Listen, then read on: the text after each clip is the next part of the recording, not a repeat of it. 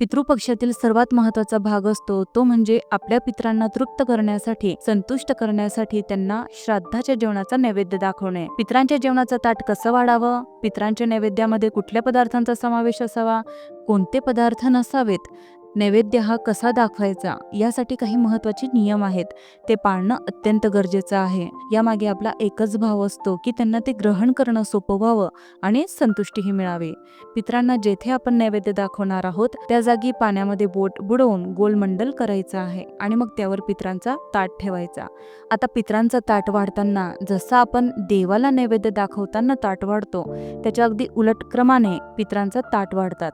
याचं कारण म्हणजे नैवेद्यातील रजोगुण आणि तमोगुण वाढल्याने पितरांना ते अन्न ग्रहण करणं सोपं जातं. आता ताट वाढूयात. आपण घेतलेला हा ताट स्वच्छ धुवून पुसून घेतलेला आहे.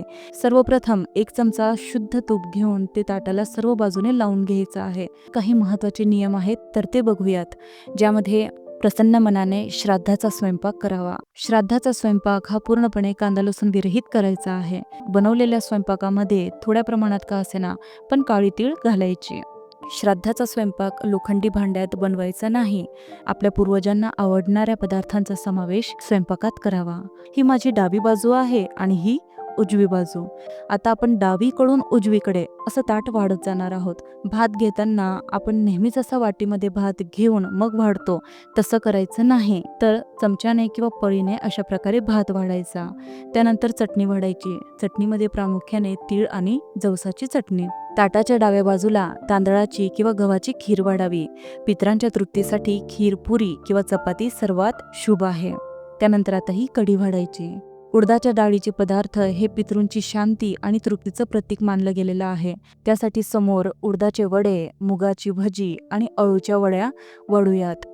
पितरांना भाजलेले आणि तळलेले पदार्थ आवडतात. उकडलेले पदार्थ त्यांना आवडत नाही, म्हणून आपण हे तळणीचे पदार्थ वाढले आहेत. आता भाज्यांमध्ये शेवगा, वांगे, गाजर, कवठ, कारले, बीट, मुळे ह्या भाज्या घ्यायच्या नाहीत. या व्यतिरिक्त असलेल्या फळभाज्या किंवा पालेभाज्या तुम्ही घेतल्या तरी चालेल. मध्ये चपाती किंवा पुरी वाढायची आहे. त्यानंतर भातावर फोडणी न दिलेलं वरण वाढूयात. सोबत 1 लहान वाटी शुद्ध तुपाचा समावेश करायचा. आता सर्वात शेवटी मीठ आणि लिंबू वाढायचं आहे, कारण पितरांना आंबट किंवा खारट आवडत नाही. पितरांचा नैवेद्याचा ताट तर आपण वाढला आहे, पण आता नैवेद्य दाखवायचा कसा? तर ताटाला पाणी फिरवताना विरुद्ध दिशेने म्हणजेच घड्याळाच्या काट्याच्या विरुद्ध दिशेने पाणी फिरवायचं आहे. सोबतच आता आणखी काही महत्त्वाचे नियम आहेत तर ते बघूयात. ब्राह्मण भोजन किंवा पितरांना नैवेद्य दाखवल्याशिवाय श्राद्धाचं अन्न खाऊ नये. जेवणा अगोदर आठवणीने गाय, कुत्रा आणि कावळा यांना घास ठेवायचा.